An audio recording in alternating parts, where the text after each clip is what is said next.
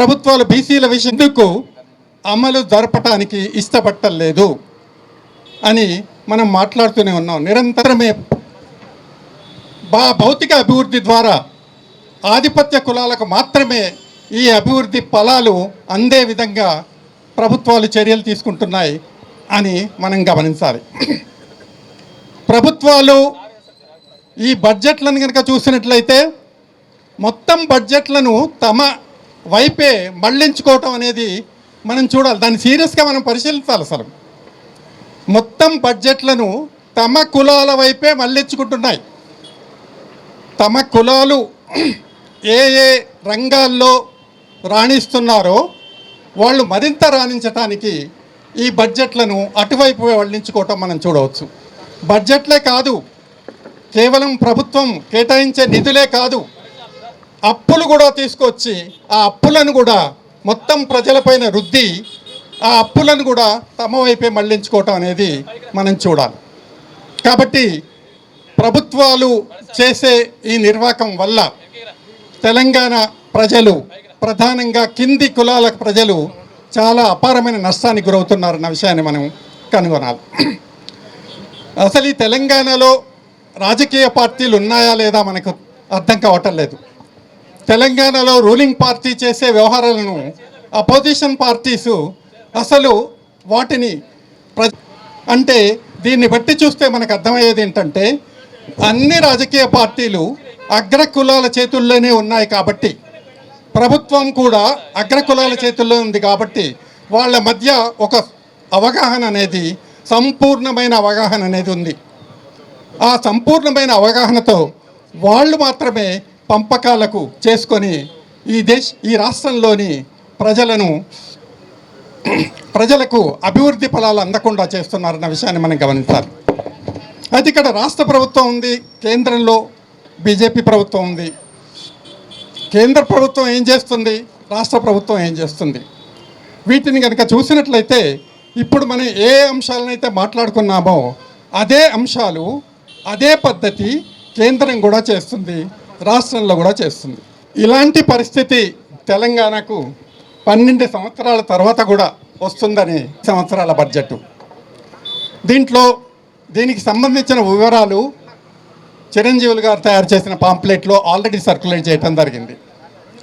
దీనిపైన అనేక గణాంకాలు కూడా ఈ మధ్య మనకు అందుబాటులోకి వస్తున్నాయన్న విషయం తెలుసు.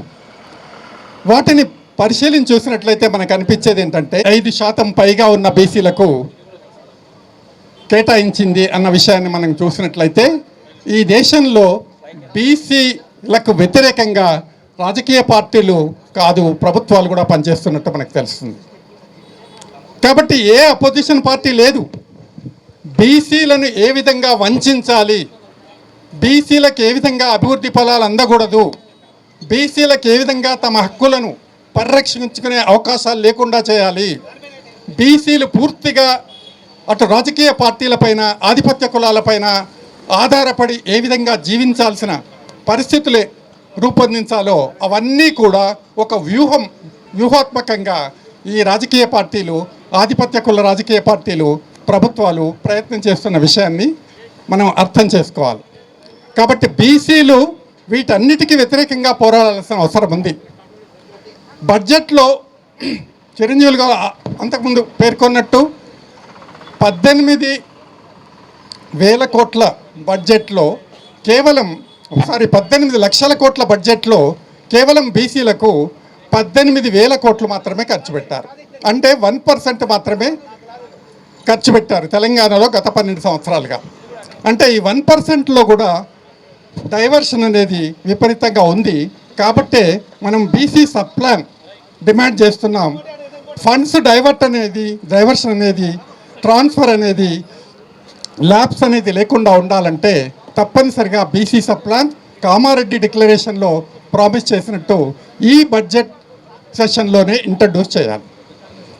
అదేవిధంగా కామారెడ్డి డిక్లరేషన్లో పేర్కొన్నట్టు బీసీల పైన విపరీతమైన అట్రాసిటీస్ జరుగుతున్నాయి ఈ మధ్యకాలంలో.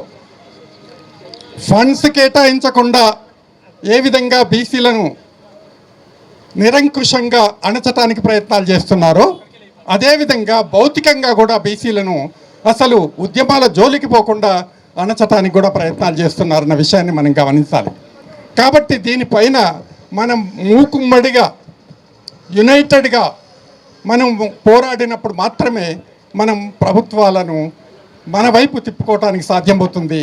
లేదా లాస్ట్ ఆపర్చునిటీ ప్రభుత్వాలకు ఇవ్వాలి. నెక్స్ట్ 3 years మాత్రమే ఈ ఆధిపత్య కులాల ప్రభుత్వం తెలంగాణలో ఉంటుంది మనం గ్యారంటీగా చెప్పాలి. ఈ నెక్స్ట్ 3 yearsలో బీసీ ప్రభుత్వము, బీసీ ముఖ్యమంత్రి వచ్చే విధంగా మనము తీవ్రమైన కృషి చేయాల్సిన అవసరం ఉందని విజ్ఞప్తి చేస్తున్నాం. ఎందుకంటే మన ప్రభుత్వం ఉన్నప్పుడే, మన రాజకీయ పార్టీ ద్వారా మనం అధికారంలోకి వచ్చినప్పుడే మన సమస్యలు పరిష్కారం అవుతాయి. ఈ 78 సంవత్సరాల భారతదేశ చరిత్రలో బీసీలు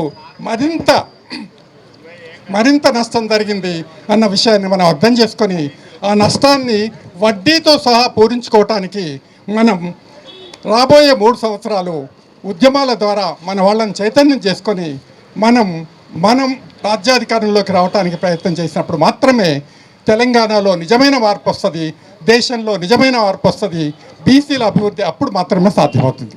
ఈ అవకాశం ఇచ్చిన మిత్రులందరికీ కృతజ్ఞతలు చెప్తూ ఇస్తాను. Thank you.